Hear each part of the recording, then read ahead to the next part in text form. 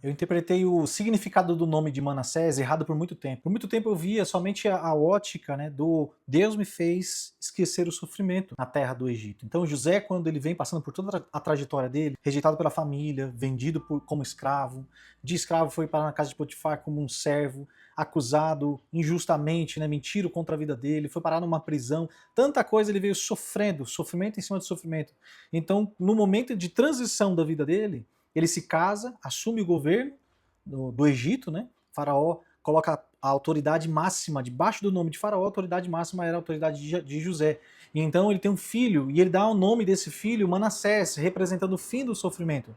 Só que o Espírito Santo tem trabalhado muito isso no meu coração nesses últimos tempos, que nem sempre o final do sofrimento, de fato, é você esquecer o que passou e sim você ressignificar tudo que você viveu.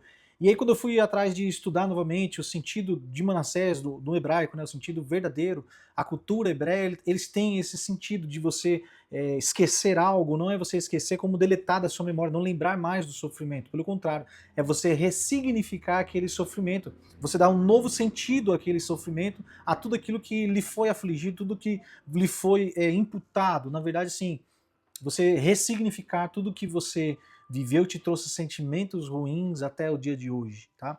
E é isso que eu quero compartilhar com vocês nesse vídeo aqui. Quando eu olho para essa história e vejo que a minha história ela foi marcada por inúmeras vezes sofrimentos que a vida acabou se apresentando. E se eu simplesmente decidir esquecer esse sofrimento, eu nunca vou esquecer dele. E vou viver sempre naquela inconstância de olhar e me ver a partir daquela pessoa que sofreu. Sendo que, na verdade, o verdadeiro sentido não é a pessoa que sofreu, mas a pessoa que passou por aquilo e conseguiu escrever uma nova história. Porque Deus tinha sobre a minha vida uma nova história. Como Deus tinha para a vida de José, não era o sofrimento, era o governo. Só que a escola de José foi o que o sofrimento acabou lhe proporcionando. Isso lhe capacitou para um dia poder estar diante de Faraó e poder dizer assim, diz o Senhor. Nós, como pastores aqui da nossa igreja, né, carregamos essa responsabilidade de ter que olhar para si e trazer essa verdadeira identidade de quem somos. Se nós nos olhamos a partir da ótica do sofrimento apenas, então viveremos sempre com o apoio no nosso passado. Eu sou assim porque um dia aconteceu tal coisa. Ah, eu sou desse jeito mesmo, minha vida foi assim, assim, assado, e por isso eu sou assim. Meu comportamento hoje é assim por causa daquilo, então é desse jeito mesmo.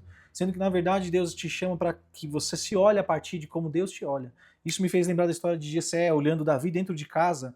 Para Deus, um rei já estava ali, já tinha sido escolhido, né, para ser o rei da nação. Para Jessé, era o cara que não combinava com a mesa que ia receber o Samuel, o profeta Samuel. É o cara que não ornava, é o cara que destoava dos outros irmãos. Ele saía do padrão que era esperado. A expectativa era uma. Eram homens fortes, bonitos, guerreiros. Na verdade, Davi, ele representava uma outra ótica, ele destoava daquilo que era esperado. Então o pai, Jessé, não conseguia ver ele de outra forma, a não ser que ele não combina com o que vai acontecer, ele não combina com o evento, ele não combina com a recepção, ele não combina com o jantar, ele não combina com a escolha de um novo rei. Então ele rejeita e afasta aquele que na verdade Deus já havia escolhido.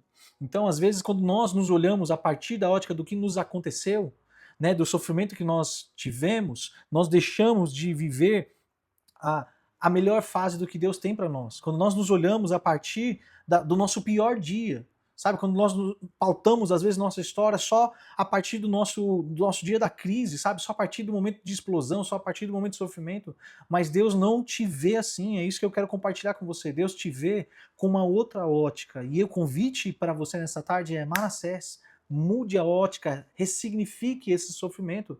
Tudo que você viveu aqui te fez essa pessoa, sim, mas você não pode mais se apoiar em quem você foi até aqui, e sim se apoiar naquilo que Deus te vê, como Deus te vê, né? E para nós que somos pastores aqui, Deus nos vê como sacerdotes, pessoas que têm comunicação com o céu, pessoas que têm uma resposta para as outras pessoas, pessoas que são resposta de oração para o clamor de um rebanho, para o clamor das ovelhas, né? E é isso que eu queria compartilhar com vocês, né, nesse devocional que nós estamos passando aí.